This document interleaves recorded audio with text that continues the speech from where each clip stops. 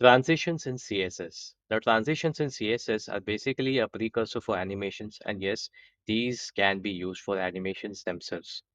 And let's see how can we establish such reactive animations over here. Now, as you can see on the screen, I've created a heading which has a background color set to it. Then there's a text box input, and there's a div which is shaped like a square because I have given it a background color, and I have also given it some finite width and height. If you can see, if I hover my mouse over the heading area, it automatically transits between the color. This is known as transition. That is, slowly phases between these two different colors. Now, how I've achieved this is to the H3, I've set this background color that is aqua.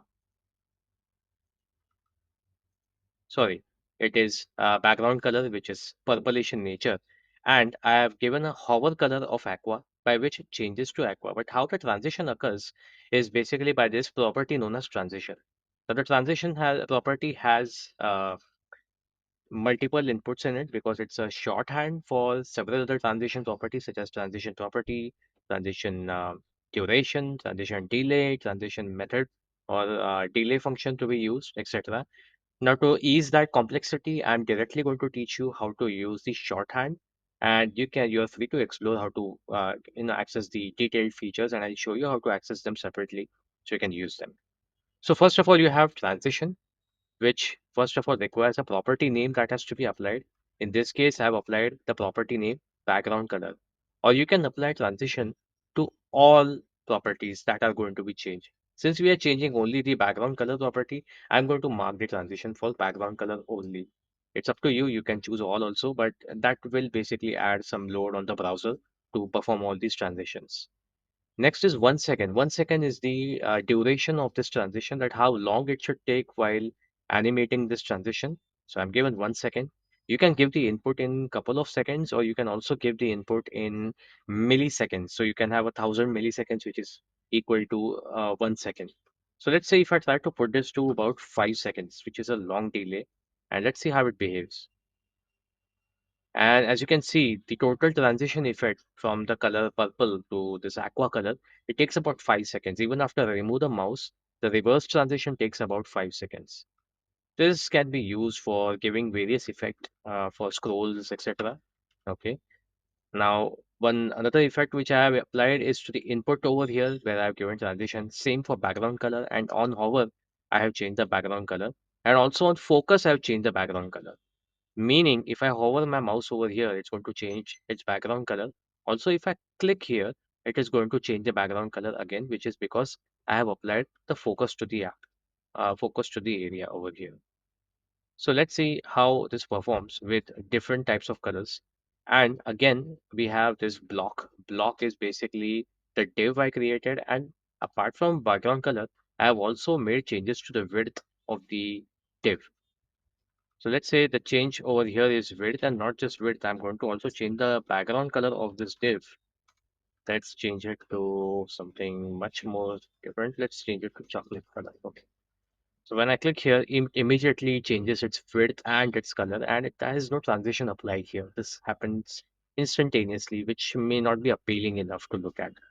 So how about we apply the transition property, and since I have multiple properties over here that are transiting, I can just use transition all and give it a delay timing, let's say 1 second. See how it behaves now. And you can see how smoothly it changes the width and it also changes the color. Now, these are the simple effects which are used by all these UI engines or UI frameworks that are put to play, such as CSS Tailwind and Bootstrap. And even there are certain UI libraries to generate graphs and dashboards. They use this effect quite often. Now, apart from transitions, there is also transformation, that is two-dimensional transformation, three-dimensional transformation, which can be played with. But before that, I think it's best that we learn more about animations in the next chapter. Yes, before we move that, we also need to understand there is something known as transition delay. So if I apply the transition delay property, let's say for example, transition delay is going to be of 2 seconds. This means the property will activate 2 seconds after you have applied the effect. So that is the hover. So now if I take away the mouse, it waits for 2 seconds and then it applies the effect. Same here again. It's not instantaneous. This is the delay in starting the transition effect. I'll get rid of that for now. Let's try out something really cool with transition before we leave.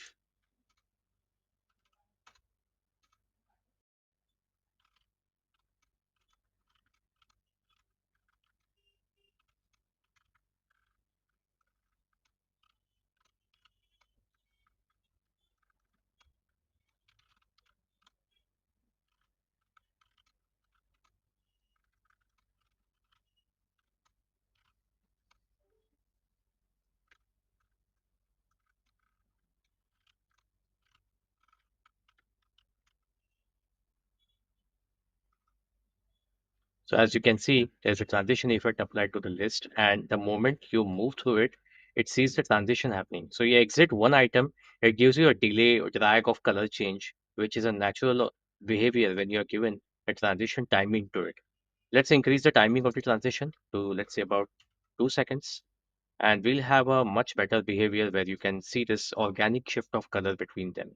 Such effects are used in many UI components, which you might have seen in several website templates.